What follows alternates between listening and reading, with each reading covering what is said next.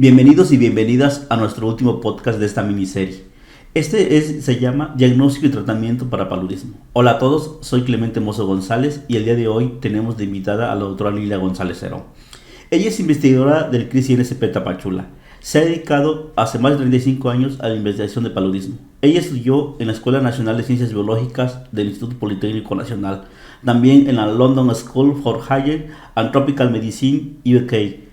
También estudió en el CIMBESTAB de la Ciudad de México. Pertenece al Sistema Nacional de Investigadoras e Investigadores Nivel 2. Es investigadora en Ciencias Médicas por los Institutos Nacionales de Salud. Tiene más de 65 artículos publicados. Su interés en la investigación de Plasmodium virum ha sido contribuir al desarrollo de métodos y estrategias para el diagnóstico, estudio de las recaídas, evaluar la efectividad de los tratamientos y estudiar la interacción de los parásitos con sus hospederos, el humano y el vector. Y recientemente el análisis de polimorfismo genético y molecular de candidatos relevantes para vacunas. Pruebas serológicas de resistencia a fármacos que podrían participar en la transmisión del paludismo en la región de Mesoamérica. Comenzamos. ¿Por qué estudiar el paludismo? Mira, en realidad, cuando era yo chiquita, Ok, ok. pues mis intereses eran otros, lo voy a decir así. Alguien se me presentó y me invitó a trabajar con él durante la licenciatura y pues por no decir no y por lo que sea, dije sí, adelante. Empezamos a trabajar con lo que es modelos murinos y respuesta inmune, eh, digamos, paludismo de ratón. Y bueno, de ahí surgió la invitación a venir a trabajar al Centro Regional de Investigación en Salud Pública, que antes era el Centro de Investigación de Paludismo. También voy a recordar eso porque también tengo bien puesta esa camiseta del pasado. Sí. Y bueno, a lo largo del tiempo, digamos que me fui enamorando, Ok. enamorando de lo que es el tema, de darme cuenta que no sabíamos nada más allá de que se llamaba Plasmodium vivax, el parásito que persistía en las regiones afectadas de México. A partir de, digamos, yo me incorporé en 1986 y bueno, pues digamos que así empezó todo y hemos, digamos, estado desde la era de no saber nada hasta ahorita que estamos en la fase de la genética y la genómica y wow, corriendo a pasos agigantados, está incrementándose el conocimiento científico. Sí. Ujú. Ok, interesante. ¿Podría hablarnos de la sensibilidad y especificidad de los métodos para el diagnóstico de paludismo? Em, sí, creo que es muy pertinente hablar de esto. Mira, el método más usado desde la época de Laveran, que fue el que descubrió a los parásitos en la sangre, usando una gota gruesa de sangre, Ok, se tiñe y después la observas en el microscopio, ¿no? Esto desde antes del siglo pasado, en el antepasado, fue la prueba de elección y sigue siendo la prueba de elección a la fecha. Tiene una sensibilidad que puede variar desde 5 a 50 parásitos por microlitro de sangre, la detección, ¿sí? Eh, Aún así, digamos que pues se nos escapan varios que están por debajo de estas densidades, pero aún así es muy buena y sobre todo en áreas que están en control, eh, sigue siendo la prueba más usada, aunque tiene por ahí sus necesidades, su infraestructura mínima para poder realizarla, ¿no? Otra de las pruebas que se implementó en los noventas fue la pruebas rápidas en general, porque son ujú, varias, ya hay varios formatos en el mercado y, y son muy buenos, varias de ellas son muy buenas, otras no tanto, pero hay para elegir. Algunas están diseñadas para detectar la infección en Plasmodium falciparum y otras para distinguir a Plasmodium falciparum de las otras especies de Plasmodium. Estas pruebas son ahora, al presente, tan sensibles como una gota gruesa de sangre que se revisa por microscopía. La ventaja de las pruebas rápidas es que tú te las puedes llevar al campo, a zonas que están muy alejadas de, de donde hay infraestructura para, puedes hacer la parasitología Ujú. y ahí pues puedes confiar en el resultado, ¿no? Y puedes proporcionar tratamiento a esas personas que están infectadas.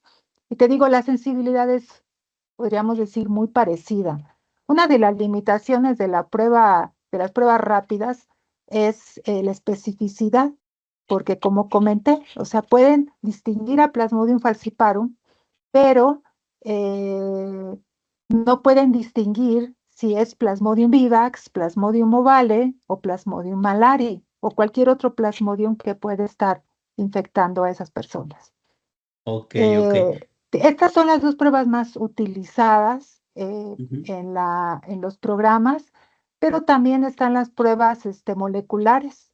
Y las menciono porque en la etapa de eliminación del parásito, ya cuando las parasitemias han bajado mucho, la incidencia, el número de casos, entonces ya tienes que buscar con métodos más sensibles, ¿sí? Para que no se te escapen esos que no Ok, sí, detectaron las sí. otras pruebas. Y entonces ahí vienen los métodos moleculares que los puedes implementar en estudios para ver la situación en una zona que va en vías de la eliminación y también poder pues discernir qué especie está afectando a las personas, ¿no? Porque si bien en la microscopía tú puedes ver la morfología de los parásitos, cuando son densidades muy bajas, es muy difícil decidir, ah, bueno, no veo tantos parásitos y se parecen, entonces como que no estás muy seguro a qué especie corresponde. Entonces allí es donde es muy importante aplicar las pruebas rápidas y confirmo o reafirmo que en zonas donde se transmite más de una especie, sí es necesario hacer estos estudios porque estas pruebas moleculares te pueden detectar hasta 1 o 0,1 parásito por microlitro de sangre. Ahorita hay nuevas pruebas que se están evolucionando y la meta es tratar de tener una prueba que te identifique un parásito en 1 mililitro de sangre. Ok, ok. Pero ahí vamos. Ah, bueno, mira, también me gustaría comentarte otro método que si bien no se usa mucho en el diagnóstico, Ujú. ahora en la actualidad se está, voy a hacer este pequeño, como digamos, paréntesis, Ok. y me gustaría, ya que estoy hablando de los casos y la detección de las pruebas de diagnóstico, Ujú. pues no debemos de olvidar que todavía tenemos una carga muy importante de enfermedad, ¿sí? En el Ok. 2023, la OMS reportó eh, aproximadamente 263 millones de casos. Esa es una cifra importante, es una enfermedad distribuida en todas las zonas tropicales del mundo. Y bueno, nosotros estamos aquí en este rincón, digamos, por quien no sepa dónde está Pachula. Aquí estamos en Exacto. el rincón del sur de México, casi con frontera con Guatemala, ¿no? Guatemala también reporta casos de paludismo como el resto de Centroamérica. Y esta es la situación en nuestro país y en la región de las Américas. Si te das cuenta, en nuestro país ya hemos avanzado bastante. eh, ya hay menos casos en los últimos años, pero ya son menos de 500 casos que se reportan al año. Si bien desde el 2007 ya íbamos en vías de la eliminación, imagínate cuántos años han pasado, ¿no? 13, Sí. 18 años. Eso no quiere decir que no se puede eliminar el paludismo. Lo que quiere decir es que sí se requieren más esfuerzos y sí toma tiempo poder avanzar hacia allá. ¿Y por qué menciono la palabra de eliminación? Porque también otra de las sugerencias que se han hecho en el pasado es usar el serodiagnóstico o la serología para Ujú. poder detectar a todas esas personas que han estado expuestas a la infección, pero que por alguna razón no se han detectado por los métodos que ya mencioné. Sí, pueden ser asintomáticos, pueden ser personas con parasitemias bajas, etcétera, ¿no? Entonces, el serodiagnóstico, la serología, pese que en el pasado no se le prestaba mucha atención, en la última década ya ha habido una revolución, ¿no? Gracias a la genómica se han buscado muchas moléculas que son sobre todo de fases sanguíneas del parásito y evaluado cómo es la respuesta de anticuerpos contra estas moléculas. Lo que se busca de preferencia es que estas moléculas o cuáles moléculas puedan detectar anticuerpos de exposición reciente, ¿sí? Porque eso es lo que más sirve. Porque dices, esto tiene exposición dentro de los últimos 6 meses, quiere decir que en esta zona hay un problema, ¿no? De transmisión y podemos enfocar todos los esfuerzos en esas regiones. Hemos avanzado, nosotros personalmente también aquí en el sur de Chiapas, hemos trabajado estos temas que he mencionado. En nuestras manos, por ejemplo, las pruebas moleculares han podido detectar 6 veces más de individuos infectados que la gota gruesa de sangre revisada bajo el microscopio, ¿no? Eh,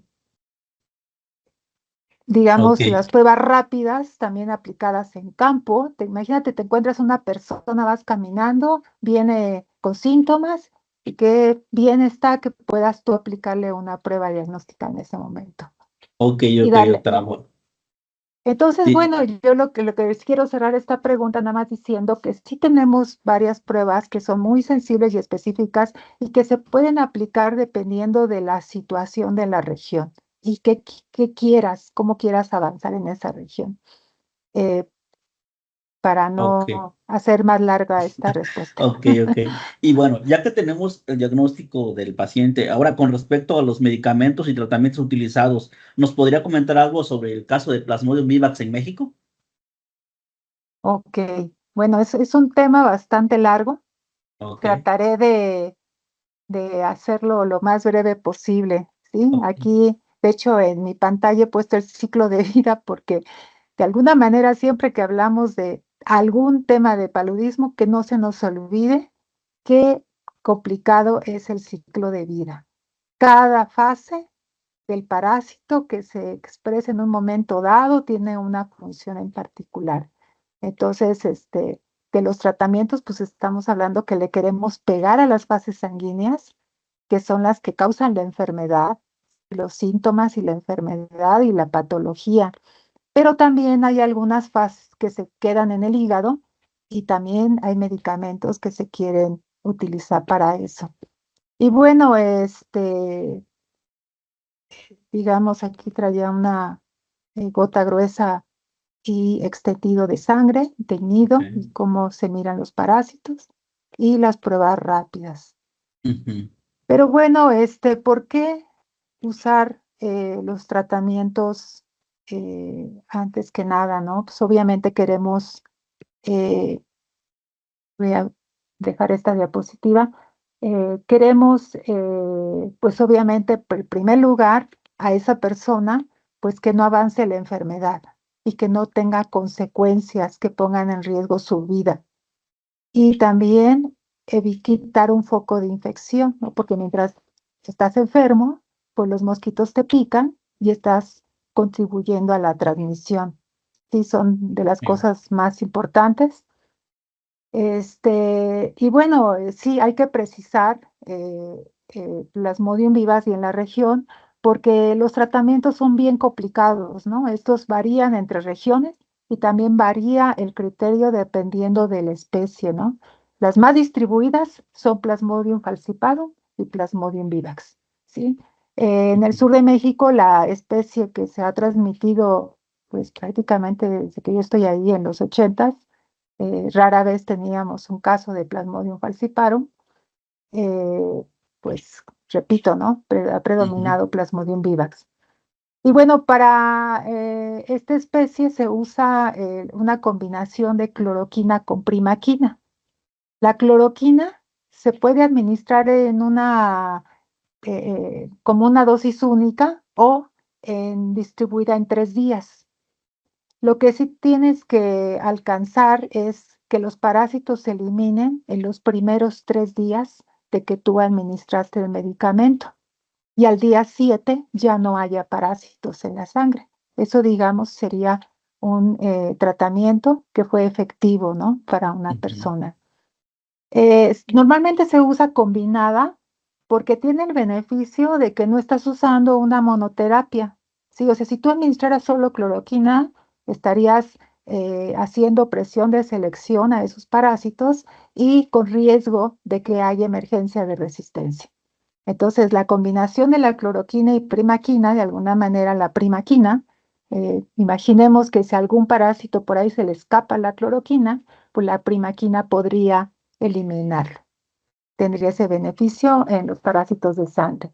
Pero la primaquina, aparte de tener esta intención del tratamiento combinado, se acumula en hígado y esta va dirigida sobre todo a las fases hepáticas. Cuando hablo de fases hepáticas, tengo que mencionar algo bien importante para Plasmodium vivax, que son los hipnozoitos que causan recaídas. O sea, el hipnozoito es una fase que creo que no traigo imagen de eso, es una fase que se desarrolla en el hígado, o sea, es el parásito que entró al hígado y se diferencia un poco a un trofozoito muy temprano y se Ujú. queda ahí latente, y a este se le llama hipnozoito. Por factores que aún no están nada establecidos, eh, eh, este parásito se reactiva y continúa su desarrollo. Y eso puede pasar semanas, meses, incluso años después de que esa persona fue picada por un mosquito infectado. ¿Sí? Ok. Entonces, pues es bastante complejo porque cuando tú ves pacientes que ya fueron infectados, tú no sabes quién va a presentar una recaída ni cuándo, ¿sí? Dentro de ese tiempo. Eh, lo que sí sabemos en el sur de México es que una de cada 2 personas que se infectó con paludismo puede presentar recaídas.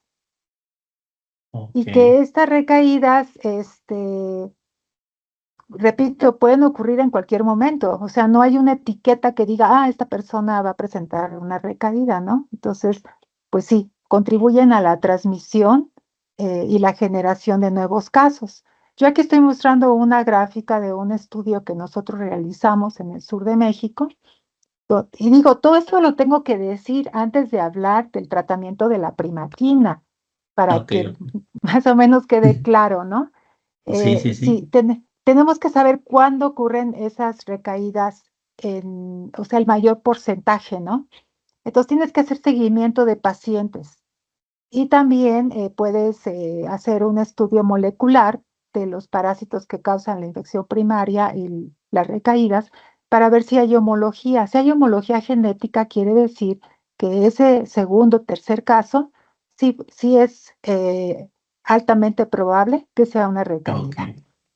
Entonces aquí vemos unos barras rojas que nos hablan de que hay alta homología genética y eso quiere decir que todos esos casos rojos es muy probable que sean recaídas y esas gráficas más altas o barras más altas nos indican que la mayoría están ocurriendo dentro del primer año después de la infección primaria. ¿Sí? Ok. Y tenemos que tenerlo en mente, ¿no? Ahora, con esta información que nosotros obtuvimos en el sur de México, porque además debo decirte que las recaídas, el patrón de recaídas, va a variar también con la zona geográfica. O sea, Ok. lo que está pasando en México no va a pasar en Sudamérica y tampoco va a pasar en Asia o el sureste de Asia. Eh, Así hay esta variación, ¿no? En todas las zonas afectadas y por eso es que estas evaluaciones se tienen que hacer de manera local, ¿sí? Para ver qué Ok. está pasando en la zona.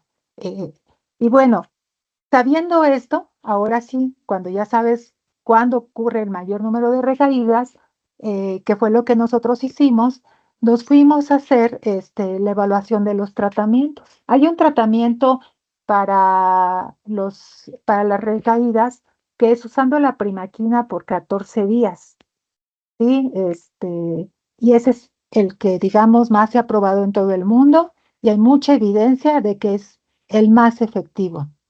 Ok. Estos tratamientos no te eliminan el 100% de recaídas. También el porcentaje que se elimina va a variar con la zona geográfica. Nosotros encontramos que fíjate cómo lo voy a decir, que a los 6 meses hay 100% o hubo 100% de efectividad. Ujú. Y a los 12 meses hubo un 85% de efectividad. O sea, cuando tú hablas de efectividad de tratamientos contra recaídas, siempre debe estar condicionado a un tiempo, ¿sí? Ok, ok.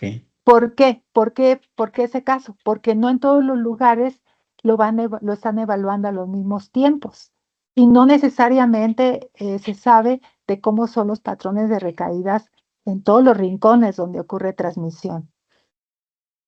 Más o menos hay por ahí un análisis global de Ujú. cuáles son las tendencias, ¿no? Te lo digo porque si tú, por ejemplo, en México hicieras un estudio donde nada más sigue los pacientes 6 meses y dices, ay, mira, este es efectivo al 100%, está súper bien. Sí, señores, pero ¿saben qué? Hay muchas recaídas que están ocurriendo del sexto al 12º mes. ¿Y qué pasa Sí, con esas recaídas? Ya no las estás tomando en cuenta, ¿sí? Entonces, por eso es importante siempre ver los tiempos y contra el patrón de recaídas de una región dada. Ahora, en este estudio que nosotros realizamos, usamos todos los métodos de diagnóstico que yo ya te comenté. Y ok. sabes que al sumar todos, fue como pudimos detectar a todos los pacientes que podían tener una recaída que fuera sintomática, asintomática, de baja parasitemia, etcétera. Y por eso podemos decir que sí, era uno de cada dos puede presentar al menos una recaída. Eh, Déjame ver si traigo, aquí está, Ok. lo mismo que estaba diciendo, ¿no? Y Ujú. lo menciono porque fíjate que un problema de administrar 14 días de tratamiento es la adherencia. O sea, 14 días, yo ya me siento bien a los 5 o a los 6 días y pues ya no quiero tomar medicamento. Sobre todo cuando la fase del inositoíto que está ahí guardado en el hígado, pues no tiene ningún síntoma. Entonces dices, ¿para qué tomo esto si ya no me sirve, Exacto, no? sí, sí, sí. Mucha gente deja de tomar el tratamiento a menos que sea supervisado, pero sostener un tratamiento supervisado tampoco es algo fácil, ¿no? Y pongo esta diapositiva porque también ahora algo muy bueno que está haciendo la OMS es sacar estas guías y las actualiza constantemente. Sí, antes era que ciertas guías se actualizaban 5 años después, 10 años después, no, ahora se están actualizando de manera constante y te va diciendo hay o no hay suficiente evidencia para usar un tratamiento. Ahora, para el de 14 días no hay problema, sí hay suficiente evidencia. Pero por la falta de adherencia, en muchos países se ha recortado a 7 días. Ahora, Ujú. en México no sabemos cómo se comporta este tratamiento de 7 días porque no se ha hecho una evaluación, o sea, un estudio clínico. Sin embargo, en otros países como Sudamérica sí se ha realizado. Ahora comparemos México con Sudamérica. Sudamérica, el patrón de recaídas o el mayor número de recaídas van a ocurrir antes de los 6 meses. ¿Te das Ok. cuenta? El patrón es diferente. Exacto, Entonces sí. allá, si dan seguimiento por 6 meses, está bien, porque ahí pueden hablar de una efectividad eh, eh, con evidencia, ¿no? Y se ha visto que los tratamientos de 7 días sí funcionan en Sudamérica como Brasil, ¿no? Pero si nosotros decimos, porque les funciona a ellos, usémoslo acá, pues sí, úsalo, pero tienes que evaluar. Tienes que Ok. evaluar a ver si funciona. Y también tenemos que siempre estar pensando en las limitaciones de usar 8 aminoquinoleínas como la primaquina en pacientes que tienen deficiencia de la glucosa 6-fosfato deshidrogenasa, porque puede haber una hemólisis importante en sangre. Y también la contraindicación que hay para el embarazo o para niños muy pequeños. De hecho, hay una experiencia muy grave con lo que es la resistencia a la cloroquina de la especie de Plasmodium falciparum, ¿no? Que eso alarmó a toda la comunidad académica y los programas, etcétera. Y por eso ahora se tiene que estar o se sugiere que se monitoree la resistencia a los fármacos mediante estudios clínicos, estudios in vitro, sobre todo son para Plasmodium falciparum, y también si hay una evidencia de que eh, hay una asociación de una mutación con la resistencia, pues también se haga el seguimiento molecular. Los estudios genómicos también te pueden ayudar a saber si hay ahí por ahí una presión de selección en algunos genes y ponerte alerta o de emergencia para detectar la resistencia a tiempo, ¿no? Pero sí digo, es bastante complicado el tema, pero más o menos esta es la situación comparando México con lo que está pasando en el mundo. Y en México yo puedo decir, y muy orgullosa, que la evaluación de los tratamientos que efectuamos, pues es la primera vez que se ha hecho en toda Ok, la región, incluso Centroamérica. ok. Pues entonces tenemos que las recaídas contribuyen a la transmisión de Plasmodium vivax y por eso es difícil de eliminar. ¿Qué otros factores le podemos contribuyen a la persistencia? Sí, las recaídas es un gran carga, vaya, en todas Sí. las zonas, por eso se retrasa mucho, se puede eliminar la transmisión, pero también se sabe de algunos otros factores, ¿no? Como por ejemplo que los pacientes antes de ser sintomáticos ya presentan gametocitos. Los gametocitos son las fases del parásito que infectan al mosquito. Entonces, imagínate que yo todavía no tengo síntomas, pues ando por ahí infectando mosquitos, ¿no? Ujú.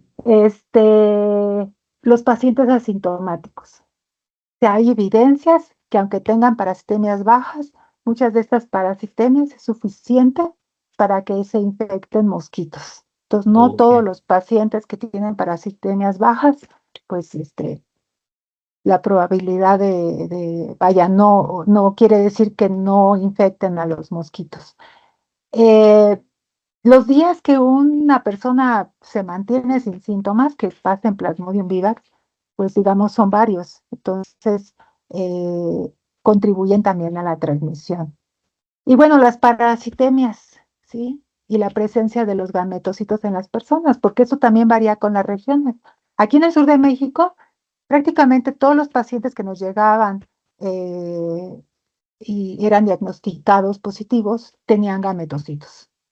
Ok, Hay ok. otras regiones que no ocurría lo mismo, ¿no? Sino nada más era un porcentaje de las personas que podrían presentar gametocitos. Este parásito tiene la habilidad de infectar muchas especies de anofelinos y eso también le da ese potencial de transmisión.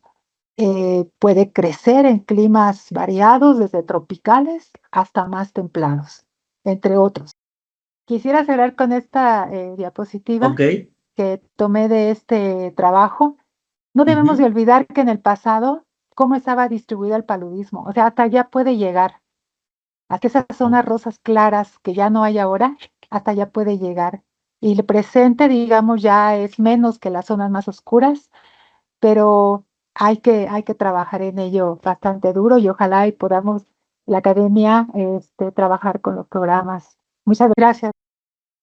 ya para cerrar, es importante poner atención a un tema clave, la migración humana desde zonas afectadas por paludismo.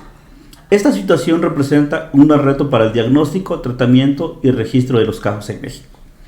Las personas en movilidad pueden provenir de diferentes regiones geográficas y es posible que hayan adquirido la infección en su lugar de origen o durante su ruta migratoria. Esto significa que podríamos estar o que podrían estar infectadas o enfermas con una o varias especies de Plasmodium que no son comunes en México. Además, pueden presentar parasitemias muy bajas que no sean detectables por métodos convencionales. En el caso de Plasmodium falciparum, debemos estar alerta ante la posibilidad de que existan cepas resistentes a los antimaláricos disponibles. También es fundamental tener precauciones al administrar primaquina, especialmente si la persona tiene deficiencia de la enzima glucosa 6-fosfato deshidrogenasa. lo cual podría causar efectos adversos graves.